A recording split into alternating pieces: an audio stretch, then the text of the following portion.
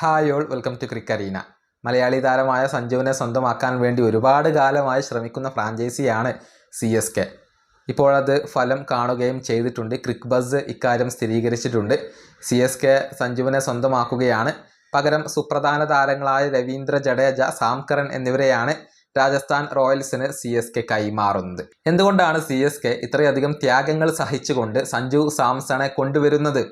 അതിൻ്റെ കാരണം വിശദമായിക്കൊണ്ട് നമുക്കൊന്ന് പരിശോധിക്കാം. അതായത് സഞ്ജുവിനെ CSK കൊണ്ടുവരാൻ നിരവധി കാരണങ്ങളുണ്ട്. അതിൽ ഏറ്റവും പ്രധാനപ്പെട്ടത് ധോണിയുടെ പിൻഗാമി എന്നുള്ളതാണ്. അതായത് വരുന്ന IPL സീസൺ ഒരുപക്ഷെ ധോണിയുടെ അവസാനത്തെ സീസൺ ആവാൻ സാധ്യതയുണ്ട്. അതിനുശേഷം ധോണിയുടെ റോൾ ഏറ്റെടുക്കാൻ കെൽപ്പുള്ള ഒരു താരത്തെ CSKക്ക് അത്യാവശ്യമായി വരികയായിരുന്നു. അതുകൊണ്ടാണ് സഞ്ജുവിനെ ആ സ്ഥാനത്തേക്ക് CSK ഇപ്പോൾ കൊണ്ടുവന്നിട്ടുള്ളത്. നല്ല ലീഡർഷിപ്പ് ക്വാളിറ്റിയുള്ള താരമാണ് സഞ്ജു സാംസൺ.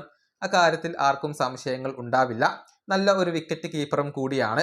ധോണിയെ പോലെ തന്നെ സമ്മർദ്ദ ഘട്ടങ്ങളിലും ശാന്തനായി തുടരുന്ന ഒരു വ്യക്തിയാണ് സഞ്ജു സാംസൺ.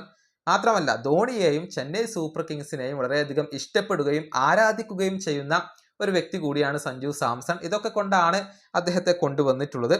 ഇതിനൊക്കെ പുറമെ വളരെയധികം എക്സ്പീരിയൻസ് അവകാശപ്പെടാൻ ഈ മലയാളി താരത്തിന് കഴിയുന്നുണ്ട്. ചെന്നൈ സൂപ്പർ കിങ്സിന്റെ ഐഡിയോളജിയോട് ഒത്തുപോകുന്ന ഒരു താരമാണ് സഞ്ജു. ഒരിക്കലും സെൽഫിഷ് അല്ല, ടീമിന് എപ്പോഴും മുൻഗണന നൽകുന്ന ഒരു താരം കൂടിയാണ് സഞ്ജു. ഈ ക്വാളിറ്റി കൊണ്ടൊക്കെയാണ് ഈ താരത്തെ കൊണ്ടുവരാൻ ഇപ്പോൾ ചെന്നൈ സൂപ്പർ കിങ്സിന്റെ മാനേജ്മെന്റ് തീരുമാനിച്ചിട്ടുള്ളത്.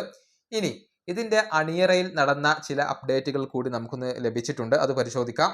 അതായത് ജഡേജയെ കൈവിടുന്നതിന് മുൻപ് അദ്ദേഹവുമായി ധോണി സംസാരിച്ചിരുന്നു. ജഡേജയിൽ നിന്നും പൂർണ്ണ സമ്മതം ലഭിച്ചതിന് ശേഷം മാത്രമാണ് ഈ ഡീലിന് ചെന്നൈ ഓക്കെ പറഞ്ഞിട്ടുള്ളത്. ദൂബെ അതല്ലെങ്കിൽ ജഡേജ, ഈ രണ്ട് താരങ്ങളിൽ ഏതെങ്കിലും ഒരു താരത്തെ കൈമാറണം എന്നായിരുന്നു രാജസ്ഥാൻ റോയൽസിന്റെ ആവശ്യം. ദൂബെയെ കൈവിടാൻ CSKക്ക് താല്പര്യം ഉണ്ടായിരുന്നില്ല. അതുകൊണ്ടാണ് ജഡേജയെ കൈവിടാം എന്ന ഒരു തീരുമാനത്തിലേക്ക് അവർ എത്തിയിട്ടുള്ളത്. പക്ഷേ ഇതിനു മുൻപ് ധോണി ജഡേജയോട് സംസാരിച്ചിട്ടുണ്ട്. അങ്ങനെ ഓക്കെ ആയതിനു ശേഷം മാത്രമാണ് CSK രാജസ്ഥാൻ റോയൽസിനോട് ഓക്കെ പറഞ്ഞത് എന്നാണ് ഇപ്പോൾ റിപ്പോർട്ടുകൾ എല്ലാം ചൂണ്ടിക്കാണിക്കുന്നത്. ഏതായാലും ധോണിക്കൊത്ത ഒരു പകരക്കാരൻ എന്ന രീതിയിലാണ് CSK ഇപ്പോൾ ഈ മലയാളി താരത്തെ കൊണ്ടുവന്നിട്ടുള്ളത്. ഈ വീഡിയോ അവസാനിപ്പിക്കുന്നു. അടുത്തൊരു വീണ്ടും കാണാം.